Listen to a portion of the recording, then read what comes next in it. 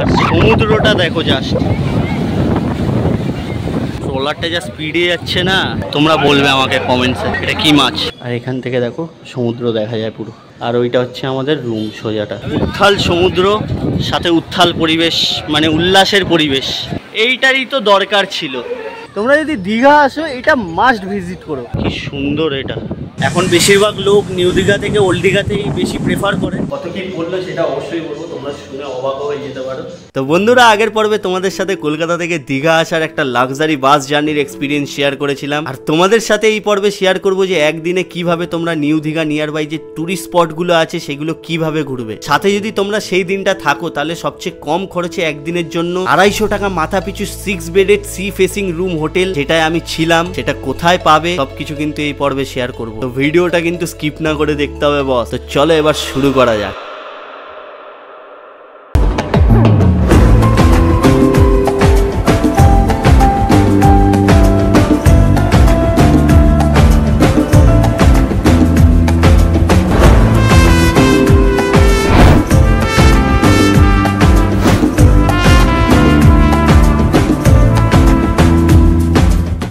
Good morning বন্ধুরা, দীঘার দ্বিতীয় পর্বতে তোমাদেরকে স্বাগত। উত্থাল পাতাল সমুদ্রের সাথে, আর সমুদ্রটা দেখো জাস্ট,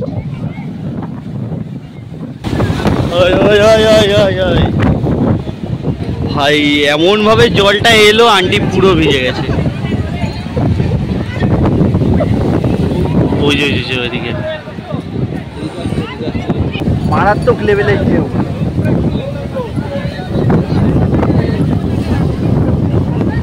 সমুদ্রে নামা তো আজকে বস যাবে না। আর আজকে হচ্ছে 20শে জুলাই। তোমরা দেখেছিলে আগের পর্বে কিভাবে আমি দীঘা এসে পৌঁছেছিলাম। তো এই পর্বে আমি যে হোটেলটা নিয়েছি সেই হোটেলটা অবশ্যই দেখাবো, তার সাথে আরও কিছু হোটেলের সন্ধানও দেব। আর এখন ঘড়িতে বাজে হচ্ছে সকাল 6:45। তো এখনও চেক আউট হতে অনেক দেরি আছে। তো এখন একবার মোহনাতে যাওয়া যায়, মোহনা থেকে ঘুরে ঘুরে সাথে আজকে সারাদিনে কী কী অ্যাক্টিভিটিস করা যায় সেগুলোও তোমাদের সাথে অবশ্যই শেয়ার করব। আর আজকে ওয়েদারটা খুব একটা ভালো নয়, সকাল থেকে এইদিকে এমনিও বৃষ্টি হচ্ছে, আর তার মধ্যে সমুদ্র তো দেখতেই পেলে কেমন উথাল পাতাল হয়ে আছে। আর আমরা যেখানে হোটেলটা নিয়েছি একদম বাজেট ফ্রেন্ডলি, একদম অসাধারণ জায়গায়, মানে 2 মিনিট হাঁটবে কি এই বিশ্ববাংলার পার্ক সামনে। তো আমরা এখন ওল্ড দীঘাতে কোনায়, এখন বাজে সকাল 7টা, এখনও 2.5 ঘন্টা দেরি আছে চেক ইন করতে। চলো মোহনায় গিয়ে একদম ডাইরেক্ট দেখা হচ্ছে। 20 টাকা করে নিল, টোটো করে 20 টাকা দিয়ে চলে এলাম মোহনায়। এবার চলো দেখি মাছ ধরা দেখতে পাই নাকি। এই হচ্ছে মোহনা।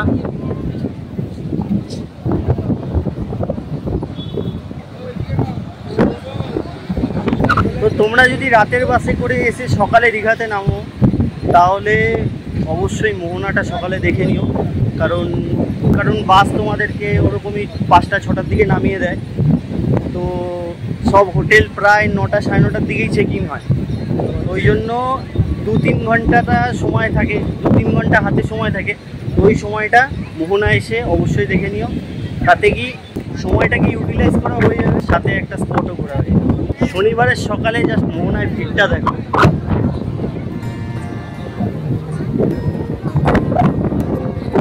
প্রচুর লোকে এসে সমুদ্রকে উপভোগ করছে। ট্রলারটা যা স্পিডে যাচ্ছে না, জানি না কতটা দেখতে পাচ্ছি, আমি রোদের জন্য দেখতে পাচ্ছি না কিছু, কিন্তু হেভি স্পিডে যাচ্ছে ট্রলারটা। আর সাথে এখানে অনেক দোকান আছে, তোমরা চাইলে এখান থেকে মাছ কিনতে পারো, সকালের ব্রেকফাস্ট করতে পারো। দেখো লবস্টার, পমফ্রেটগুলো দেখো, ইলিশটা, ওইটা ইলিশ না, এই ইলিশটা দেখো। ওই মাছটা কি যেন বলে, বেশ কালো কালারের, যেটা তোমরা বলবে আমাকে কমেন্টসে এটা কি মাছ। এটা কাতলা মনে হয় না, কাতলা না, ভেটকি, ছেলে ভেটকি। আর এগুলো হচ্ছে ইলিশ, পমফ্রেট, আর ওখানে দূরে রয়েছে কাঁকড়া।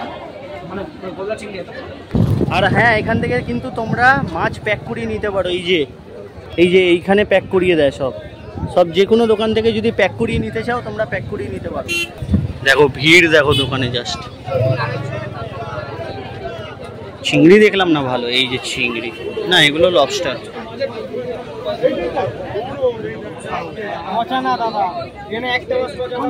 দেখো কাঁকড়া, কাঁকড়া কত করে? 160 করে কাঁকড়া। এই দেখো এই মাছটা কি আছে দেখি।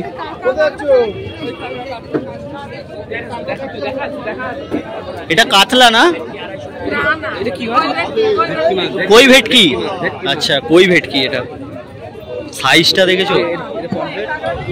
আচ্ছা তোমরা প্যাক করে দাও, মানে যদি কেউ নিতে চায়? আচ্ছা 72 ঘন্টা থাকে বড় প্যাকেটে। শুনে নিলে 72 ঘন্টা থাকে, এখান থেকে প্যাক করে নিতে পারো। যারা চাও তারা প্যাক করে নিতে পারো। এখানে দাম অনেক কম, চাইলে ইলিশও নিয়ে যেতে পারো। ভালো ভালো অনেক কম খরচার মধ্যে ভালো ইলিশ হয়ে যাবে এখানে। তো ভাই লোক রেস্ট হয়ে একটু বেরিয়েছিলাম, তো চলো এবার তোমাদের রুমটা দেখাই। তো এইটা হচ্ছে সেই সমুদ্রে যাওয়ার রাস্তা ওল্ড দীঘার, আর এখানে এরকম একটা বড় কনস্ট্রাকশন হচ্ছে দেখবে। আর ওইটা হচ্ছে ওল্ড দীঘার মোড়, যেখানে নামায় মেবি অনেককে, তারপরে এই জায়গাটায় নামায় সিগন্যালটার সামনে। তো এখান থেকে হেঁটে, তো ওই জায়গাটা থেকে হেঁটে রোড দিয়ে আসবে, এসে দেখবে এই যে এখানেই লেখা রয়েছে পূর্বাশা, হোটেল পূর্বাশা। ঠিক আছে, তো চলো ভিতরে যাওয়া যাক। এই জায়গাটা একটু ছোট, মানে সিঁড়িটা খুবই ছোট, তো এই জায়গাটা একটু সাবধানে উঠবে। এই হচ্ছে হোটেল, এখান দিয়ে ঢুকে এই যে নিউ পরিজাত পূর্বাশা হোটেলটা হচ্ছে খাবারের। এখান দিয়ে ঢুকবে, এটা হচ্ছে সে কাউন্টার, এখানে কথা বলবো পরে এসে। তারপরে সিঁড়ি দিয়ে উঠে যেতে হবে একদম 3 তলায়, কারণ আমি যে রুমটা আছি সেটা 3 তলায়। নিচে অনেক রুম আছে, এছাড়া সেকেন্ড ফ্লোরে অনেক রুম আছে, সেটা তোমাদেরকে বলে দেবে দাদা। তো এরকম কিছু স্পেস আছে, তোমাদেরকে সব কিছু দেখাবো। তো তোমাদেরকে সিঁড়িটা এই জন্যই দেখানো, কারণ 3 তলা পর্যন্ত এটা মানে বয়স্ক লোকেদের ক্ষেত্রে একটু টাফ হয়ে যাবে। কারণ আমরা যে রুমটায় আছি, রুম নাম্বার 303, এই যে এইটা, ওটা কিন্তু 4 বেডের নন এসি রুম। ঠিক আছে, কত কি বললো সেটা অবশ্যই বলবো, তোমরা শুনে অবাক হয়ে যেতে পারো।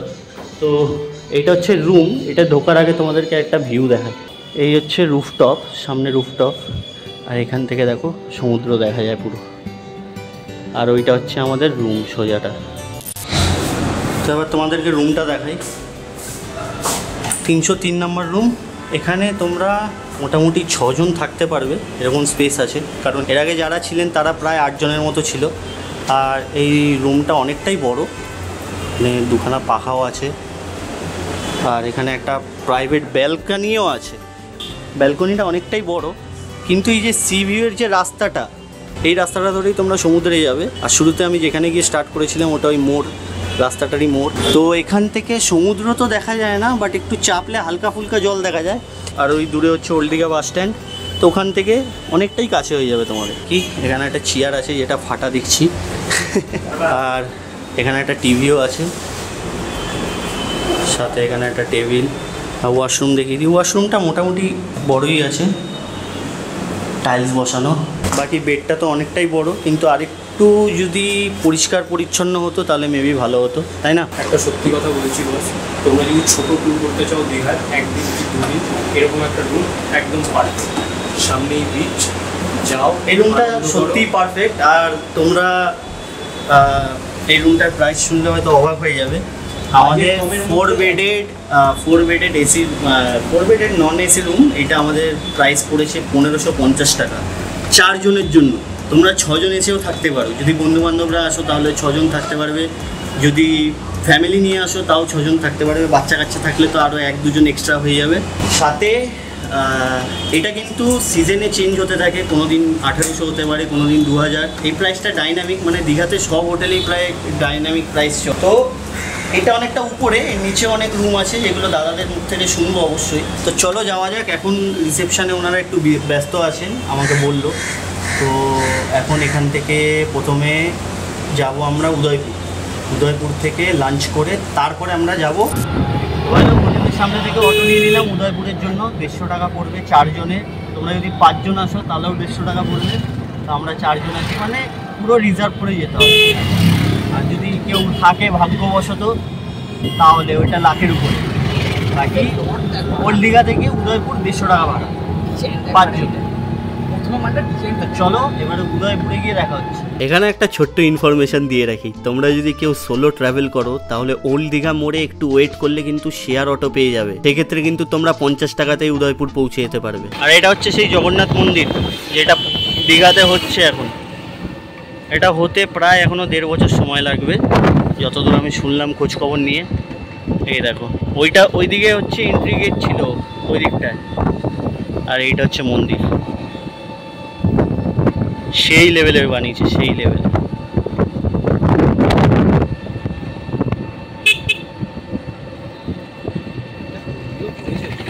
তো চলে এলাম উদয়পুর।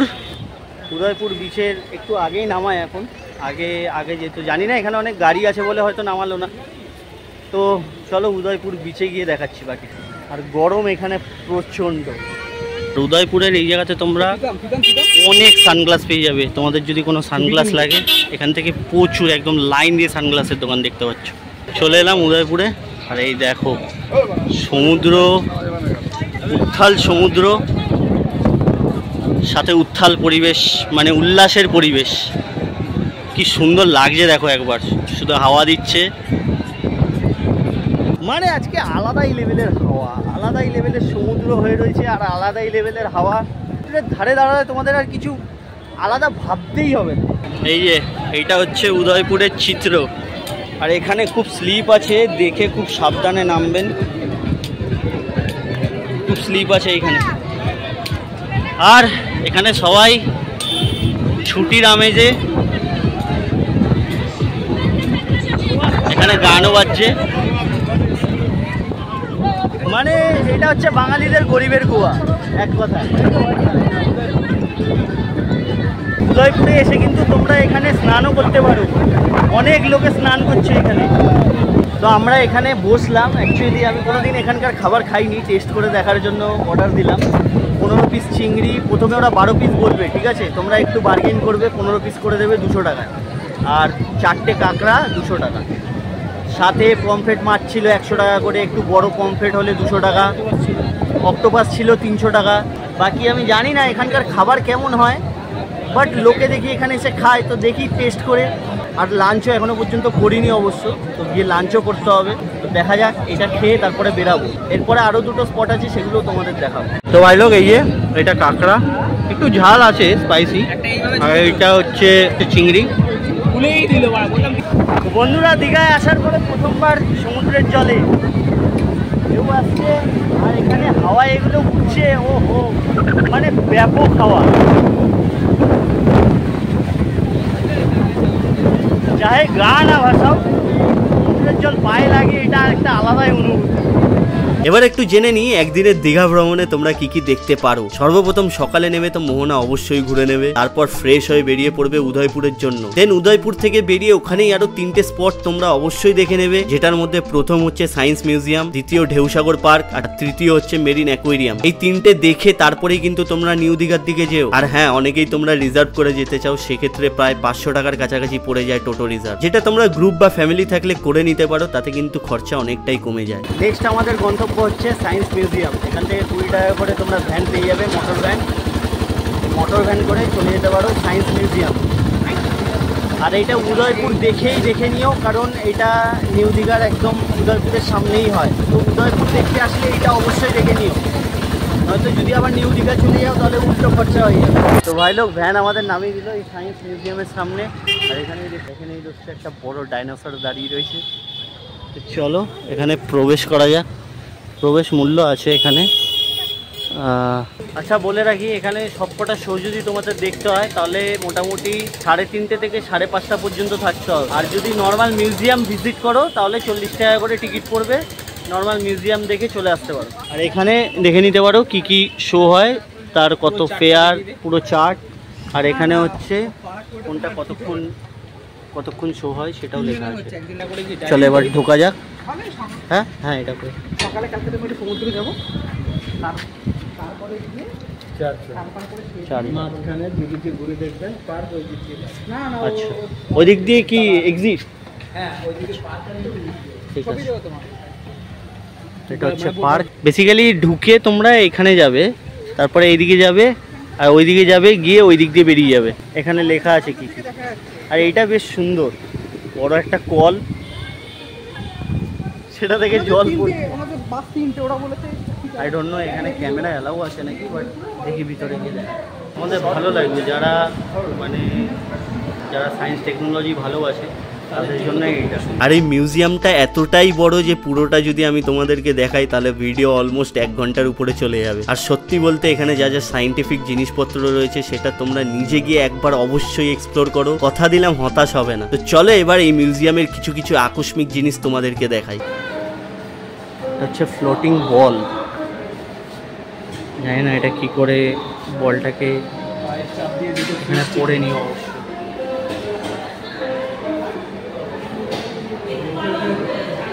এটা আছে ভিডিও স্পিনার। এটা কি করতে হয়? ও আচ্ছা, ও নাইস। এটাকে ঘোরাতে হবে, ঠিক আছে? এটা ঘোরালে এটা দৌড়াবে, এই দৌড়াবে জোরে জোরে। হ্যাঁ জোরে জোরে, যত যত স্পিডে ঘোরাবে তত এটা জোরে ঘুরবে। একটু লেট রেসপন্স আছে কিন্তু হয় এটা। 3D অ্যানাগ্লিপ। ওকে, আমি ভুল প্রোনাউন্স করতে পারি। এটা দেখো, একদিকে একটা কালার, একদিকে ব্লু, একদিকে রেড। ও আচ্ছা, এটা মিস করে গেছি। ফটো মোজাইক, মোনালিসা, তোমরা তো জানোই। আর এখানে অনেকগুলো ফটো আছে, ঠিক আছে? সেই ফটোগুলো দিয়ে এটাকে বানানো হয়েছে। কি অসাধারণ সায়েন্স কি জিনিস না, ফটো দিয়ে মোনালিসা বানানো। আর এটা ইন্টারঅ্যাক্টিভ ওয়ার্ল্ড ডিজাইনিং। এটাকে তুমি যেমন খুশি ঘোরাতে পারো এরকম। আচ্ছা, এখানে কিছু একটা আছে, ভার্চুয়াল গেম। ও আচ্ছা আচ্ছা আচ্ছা, এনারা দুজন খেলছে রে।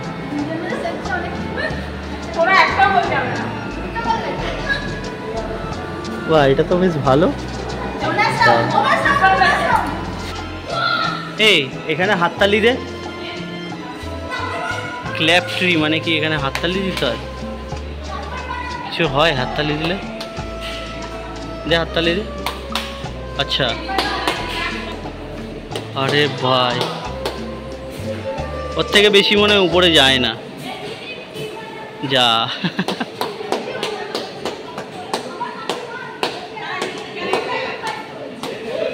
সেন্সারের উপরে বানানো, কিন্তু ঠিকঠাক কাজও করে না অনেক সময়। Codec music.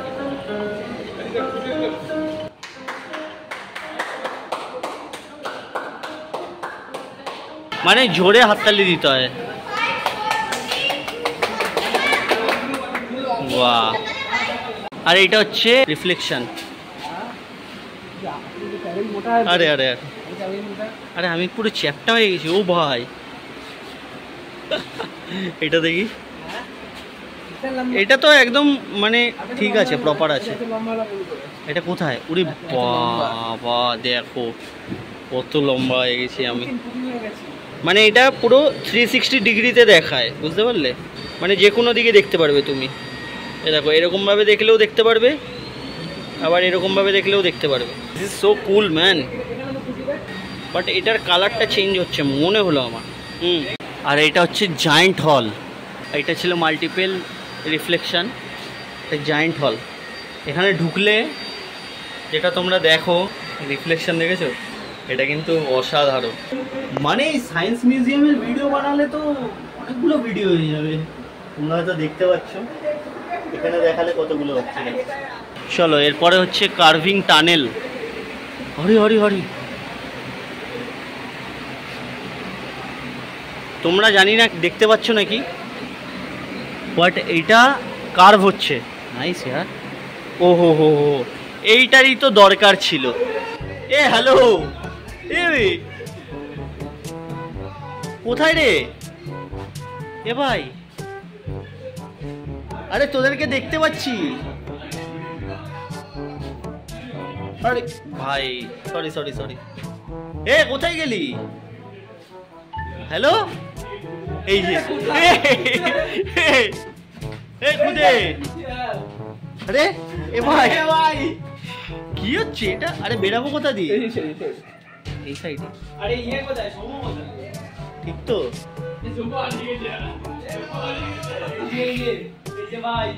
ভাই, এইটা আলাদাই, এটা আলাদাই। এখানে আবার একটা মিউজিক বাজছে, ঠিক আছে? এটা এখানে আবার একটা ভূতের, এই যে এখানে দেখালো ভূতটাকে, দেখালো কোথায় দেখালো? এই যে ভূত। ভয় পেয়ে গেছি ভাই। বাপরে বহুত ডর গিয়া ভাই। ভূত মা কালী এখানে মানে মাথা ঘুরাবে ঢুকলে। আচ্ছা বেরিয়ে গেছি।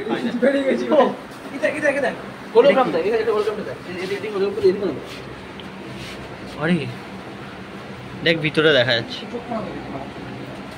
নাইস রে, উপর থেকে দেখে মনে হচ্ছে কিছু একটা আছে। এই দে হাত দে। আরে বাপরে, কিছুই তো নেই। সেটাই তো, কিন্তু উপর থেকে দেখলে মনে হয় আমার নিচে কিছু আছে, কিন্তু অ্যাকচুয়ালি এটা হাত দিলে ফিল হবে তোমার কিছু নেই এখানে। অসাধারণ ইয়ার, মানে পয়সা উসুল। আমার তো ভাই পয়সা উসুল। তোমরা শুধু এই ফটোটা দেখো, মুখ দিয়ে কি বেরাচ্ছে? এটা লাল নাকি? মুখ দিয়ে কি বেরাচ্ছে এটা? ইস, মনে হচ্ছে লাল বেরাচ্ছিল। যাই হোক, আচ্ছা এই যে ছবিটা আছে এটা ওইটার মধ্যে রিফ্লেকশন হচ্ছে, দেখো, সেটাই বোঝাতে চাইছে। দেখো ওখানে দাঁড়িয়ে রয়েছে, ঠিক আছে, হাফ, আর ওর বডিটা পুরো হাফ কেটে গেছে, মানে ডবল খুদে, জমজ খুদে ভাই। কিছু দেখাই যাচ্ছে না নিচে।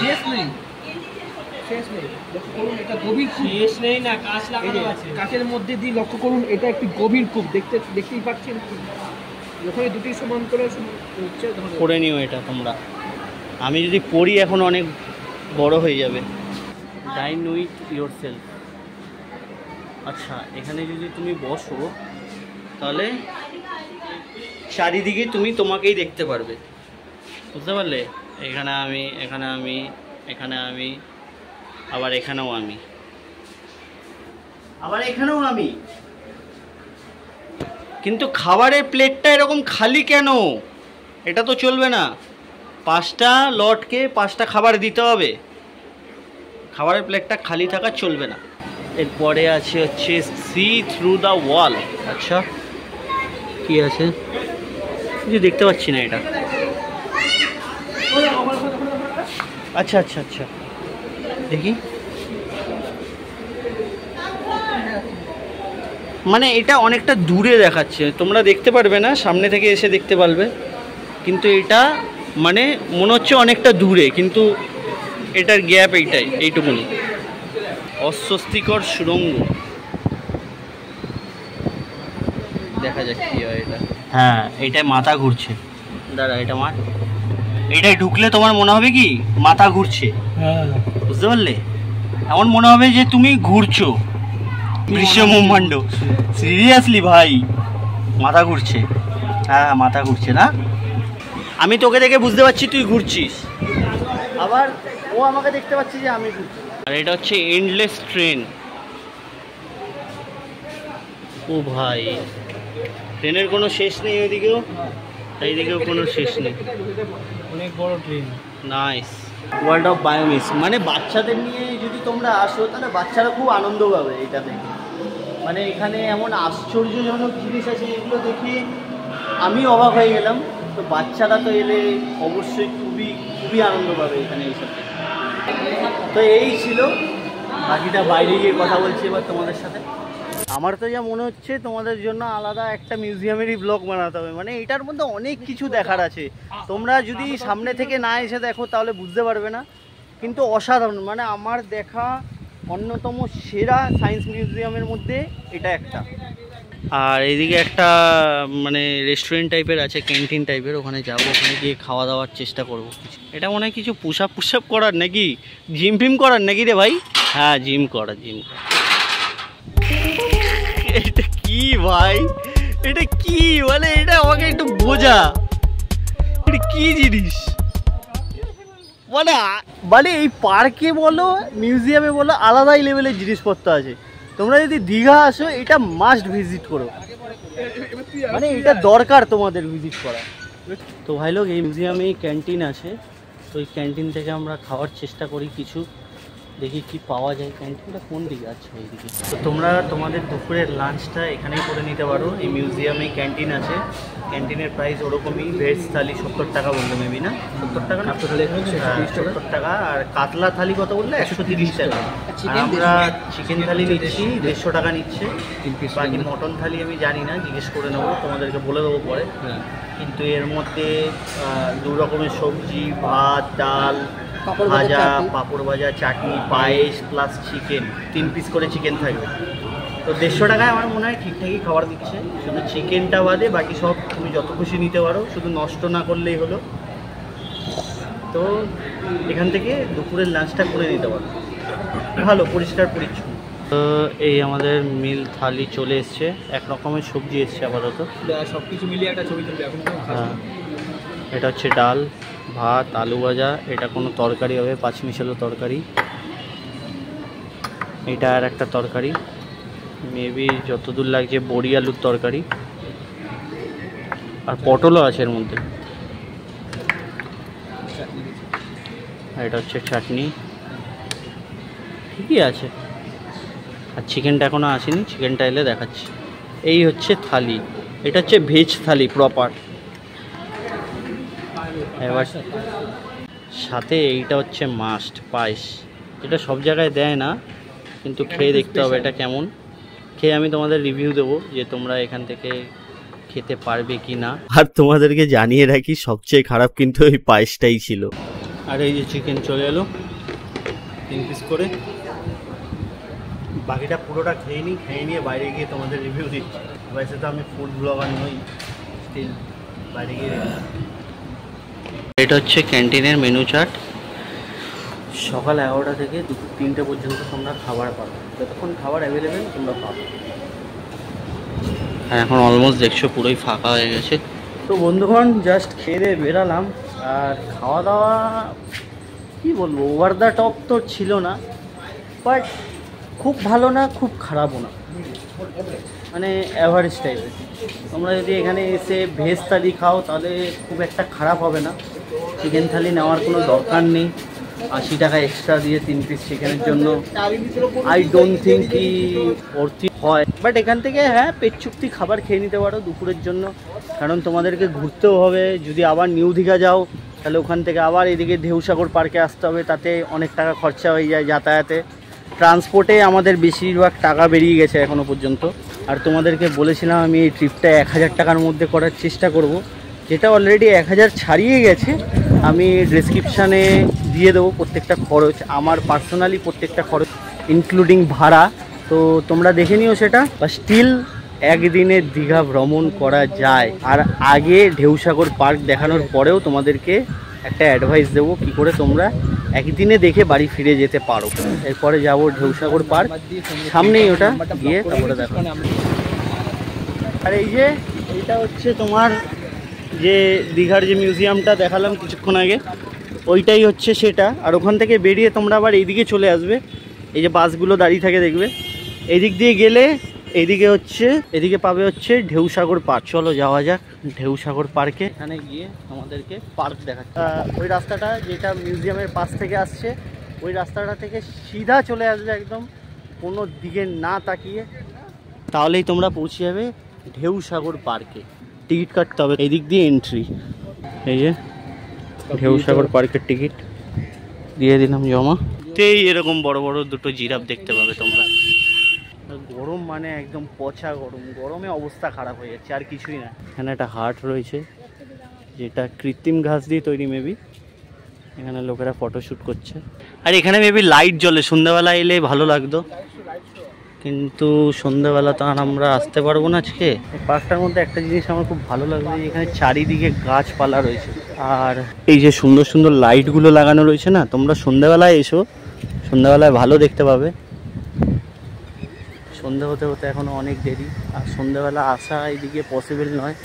8টা পর্যন্ত খোলা থাকে, তার আগে তোমরা সন্ধ্যাবেলায় এসে লাইটিংগুলো দেখে যেতে পারো। সমুদ্রের আওয়াজ পাচ্ছি, অবশ্যই সমুদ্র দেখতে পাবো। আর ইয়ে তোমারই দোস্ত লোক শেয়ার করে দেন। হ্যাঁ হ্যাঁ হ্যাঁ, দাঁড়া দাঁড়া। আর এখানে মেবি বোট চালাতে পারবে তোমরা, হ্যাঁ বোট চালাতে পারবে। এখানে আমি আগে আসিনি, কিন্তু এরকমই আর একটা জায়গায় বোট চালাতে পারবে, মেবি ওটা অমরাবতী পার্ক হবে যত সম্ভব। আমার তো মনে তো খুব একটা নেই, কিন্তু অমরাবতী পার্ক হবে। এখানে টয় ট্রেন, এখানে অনেক কিছু আছে, এখানে অনেক কিছু আছে। আর এখানে মেবি শো হয় সন্ধ্যাবেলা এলে আরও জাঁকজমক লাগতো। তো এখানে বিচ ফ্রন্ট বিউটিফিকেশান, মানে এখানে বিচ আছে ফ্রন্টে, চলো দেখা যাক। আমার জন্য তো নতুন, এখানে সুন্দর সুন্দর অ্যানিমালসের একটা ডেমো দেওয়া রয়েছে, ভালো লাগবে বেশ দেখতে। লাইট জ্বললে আরও খুব ভালো লাগবে। আমি তো এখানে ছেড়ে আজকে যাচ্ছি না। এইটা দেখো জাস্ট, এইটা দেখো কি সুন্দর এটা। আর এখানে বিচে তোমরা যেতে পারবে, মেবি ওদিকে লোক অনেকে স্নানও করছে।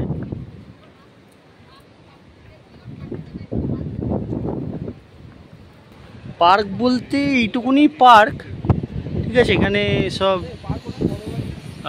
গাছগাছালি আছে, তোমরা ফটো তুলতে পারবে, খুব সুন্দর ফটো আসবে এখানে। এটা হচ্ছে বিচ, কিন্তু এর বাইরে যেতে পারবে না, ভিতর দিয়ে দেখতে হবে। তো অনেকক্ষণ ঢেউসাগর পার্কে কাটালাম, হাওয়া খেলাম, এবার ওরা যাবে একটু ফটোশ্যুট করতে, তো এখান দিয়ে বেরিয়ে যাচ্ছি। আর বলে রাখি, এটার ওপারে যদি যাও তাহলে কিন্তু আর এখানে এন্ট্রি করতে পারবে না। এখানে থাকতে গেলে এখানেই থাকতে হবে, নয়তো ওপারে যেতে গেলে পুরোপুরি বেরিয়ে যেতে হবে। বাকি আজকে তোমাদের যা যা দেখালাম এর থেকেও অনেক কিছু তোমরা দেখতে পারো, যদি তোমরা হোটেল বাগেরা না নাও তো একদিনের প্ল্যান থাকে। যেমন কি সন্ধ্যের বাস আছে, প্রচুর ট্রেন আছে, সন্ধ্যের ট্রেন বাস ধরো তোমরা কলকাতা ফিরে যেতে পারো, বা যে যেখানে থাকো সেখানে ফিরে যেতে পারো। তো আমাদের আজকে এখানে থাকার প্ল্যান ছিল, তো আমাদের যে আমাদের হোটেল খোঁজার যে ব্যাপারটা ছিল ওটা একটু টাইম টেকিং হয়ে গেছিলো, তো হোটেল খুঁজতে আমাদের অনেকটা সময় লেগে গেছিলো। আর স্যাটারডে সানডে যদি তোমরা আসো তাহলে আমি যে হোটেলটায় ছিলাম ওইটায় কিন্তু তোমরা থাকতে পারো, সেক্ষেত্রে 1500 টাকায় 6 জন আরামে থাকতে পারবে। এটা পার হেড 250 টাকায়, তাও আবার সমুদ্রের কাছাকাছি জমজমাটি জায়গায় রুম পেয়ে যাবে। সাথে ওইদিকে যদি যাও তাহলে মোহনার সকালবেলা দেখে নেবে, যেমন যেমন করে তোমাদের বলেছে ওরকমভাবে চললে মোটামুটি একটা দিনে 5-6টা জায়গা এমনি কভার করে নিতে পারবে। এই দেখো, এটা হচ্ছে নিউ দীঘা, সোজা একদম বেরিয়ে যাচ্ছে নিউ দীঘা স্টেশনের দিকে।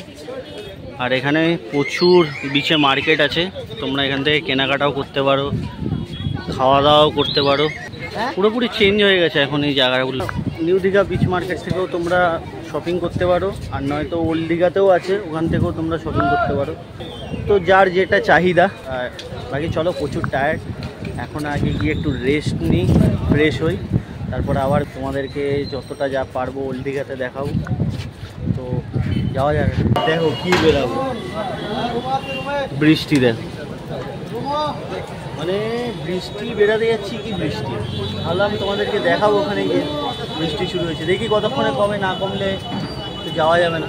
তো ভাই লোক, তখন বৃষ্টির জন্য বেরাতে পারিনি, এখন খাবার কিনতে যেতে হবে, সেই জন্য বেরালাম। আর কি আর কিছু কেনাকাটিও আছে, মা বলেছে কিছু জিনিস কিনে নিয়ে আসতে, ওইটা করে নেবো, কারণ কালকে আমরা দুপুর বেরিয়ে যাব, তো তারপরে আর আমাদের কেনাকাটা হবে না। এখনও দেখো রাত্রি 10টা-11 বাজে, কিন্তু ওল্ড দীঘা সি বিচ এখনও সেই জমজমাটি আছে। আর এটা হচ্ছে বিশ্ববাংলার যে উদ্যানটা হয়েছে ওল্ড দীঘাতে, ওটার একদম সাইডেই হোটেল আমাদের। আর এখনও রাতের বেলা সমুদ্র একদম উত্থাল হয়ে রয়েছে। আর অ্যাকচুয়ালি দেখানোর ছিল তোমাদেরকে যে রাতের বেলা কেমন লাগে এই বিশ্ববাংলা পার্কটা, তো বৃষ্টির জন্য তখন বেরাতে পারিনি। দেখো অলরেডি ভেজা।